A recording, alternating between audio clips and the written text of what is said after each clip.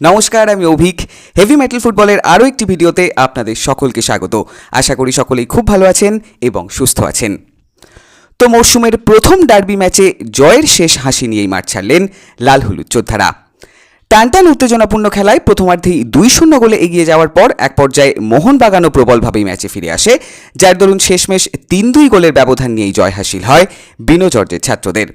উল্লেখ্য, প্রথমার্ধে জেসিন এবং সায়নের গোলে এগিয়ে যায় লাল হলুদ শিবির, যদিও দ্বিতীয়ার্ধে লেওয়ান এবং কিয়ান পরপর 2টি গোল পরিশোধ করেন মোহনবাগানের হয়েই। এর কয়েক মুহূর্ত বাদেই আবারও জ্বলে ওঠেন লাল হলুদ ফুটবলাররা, যার দরুন ডেভিডের জয়সূচক গোল নিয়েই শেষমেশ মাঠ ছাড়লেন রেড অ্যান্ড গোল্ড ওয়ারিয়াররাই। সব মিলিয়ে কলকাতা লিগের প্রথম ডার্বি ম্যাচের পোস্ট ম্যাচ রিভিউ নিয়েই শুরু করছি আজকের এই নতুন এপিসোড। তবে বিস্তারিত তথ্যে যাওয়ার আগে সকলের কাছেই অনুরোধ করব চ্যানেলটাকে সাবস্ক্রাইব করে বেল বাটনটা অন করে দেওয়ার জন্যই। আর ভিডিওটা ভালো লাগলে লাইক ও শেয়ার করতেও ভুলবেন না। আপনাদের এই ন্যূনতম সাহায্যটুকুই এই ভিডিওটিকে পৌঁছে দিতে পারে আরও অসংখ্য উৎসাহী মানুষের কাছেই।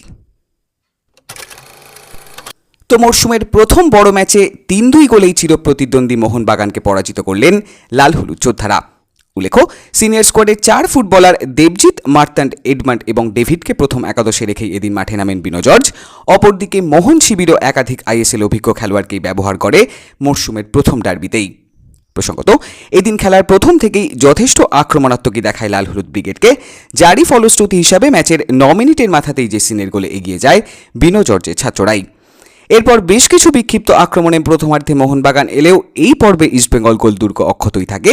সেই সাথেই সায়নের শেষ মুহূর্তের গোলে 2-0 গোলের লিড নিয়েই প্রথমার্ধে মাঠ ছাড়েন রেড অ্যান্ড গোল্ড ওয়ারিয়াররাই।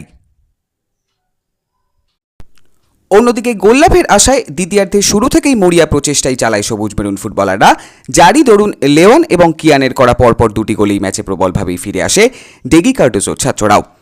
তবে সবুজ মেরুন সমর্থকদের এই উচ্ছ্বাস একেবারেই দীর্ঘস্থায়ী হয়নি, বরং 69 মিনিটের মাথায় ডেভিডের অনবদ্য গোলেই আবারও ম্যাচের রাশ নিজেদের হাতে ফিরিয়ে আনেন ইস্টবেঙ্গল ফুটবলাররাই।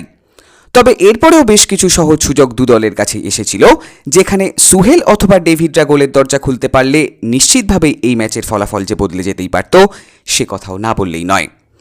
এরপর ম্যাচের একেবারে শেষ মুহূর্তে আমান সিকে লাল কার্ড দেখে মাঠের বাইরে যান, যদিও তার ফায়দা বিশেষভাবে তুলতে পারেনি মোহনবাগান ফুটবলাররা ম্যাচের অন্তিম মুহূর্তেই।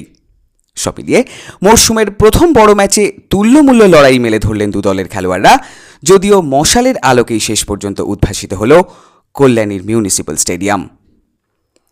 অস্কার ব্রিগেডের ডুরান্ড অভিযান এবং আরও অন্যান্য বেশ কিছু আপডেট নিয়ে আবারও কথা হচ্ছে খুব শীঘ্রই। আর ততক্ষণে আপনারাও জানাতে ভুলবেন না মরশুমের প্রথম ডার্বির অভিজ্ঞতায়। গুড নাইট, জয় ইস্ট বেঙ্গল।